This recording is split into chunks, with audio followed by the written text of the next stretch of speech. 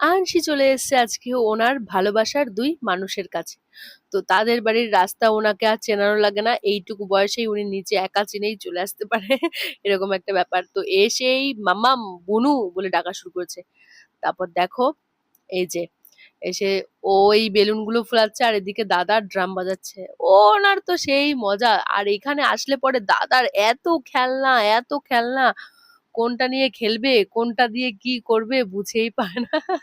তো ওখানে দিদি ওই যে বাবল গুলো ফোলাচ্ছে আর ও ফোলানোর চেষ্টা করছে।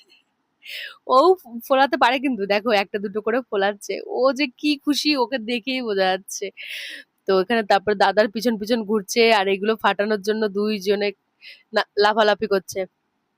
তো যতক্ষণ দিদি বাড়িতে ছিল ততক্ষণ তো বেশ ভালোই লাগছিল, দুজনে মিলে খুব ভালো খেলাধুলা করছে, দিদি দুইজনকে খুব সুন্দর করে সামলাচ্ছে, দুইজনকে ফু ফু দিয়ে ওগুলো ওড়াচ্ছে। আর তারপর দিদি একটুখানি কাজে বেরিয়েছিল, ও পার্লারের কাজ করে তো সেই কাজেই গেছিল। তো যাওয়াতে এই দুজন মিলে আমাকে একদম পাগল করে দিচ্ছিল। আনসি দাদার গাড়ি নিয়ে চালাচ্ছে, তারপরে দিদির চালের ড্রামে হামলা করেছে।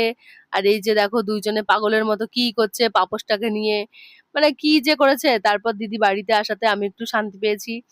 দিদি তো দেখো, ও সন্ধ্যা দিচ্ছে, আমার পাখিটাও গিয়ে ঠাকুর প্রণাম করছে, পুজো দিচ্ছে, উলু উলু দিচ্ছে, আবার পাঁচালিটাও নিয়ে নিচ্ছে। উম, আবার এদিকে নম করছে। তারপর তারপর আর কি এখানে তারপর ও দাদা এই পাজলটা সাজিয়েছে আর আনসি ভেঙে দিয়েছে। আর দাদা বলছে, আমি কষ্ট করে বানাইছি, আমি কষ্ট করে বানাইছি, বুনু ভেঙে দিল, তাই বলে দাদা রাগ করে ঘরে চলে গেছে। দুইজনে যা করে দেখলে আমার হাসি পায় আর আমি তো হাসতে থাকি, ওদের কি সামলাবো, আমার নিজেরই হাসি কন্ট্রোল হয় না। আর জামাইবাবু ওদিকে চপ সিঙ্গারা নিয়ে এসেছিল। তারপর বাড়িতে এসে তো দেখি মা আবার ফুচকা নিয়ে এসছে। ও বাড়িতে আসলে যে কি যে খাওয়ার উপরে থাকি আমি। তো এই করেই আজকের সন্ধ্যাটা কেটে গেল। তো আজকের মতো এই অবধি। টাটা।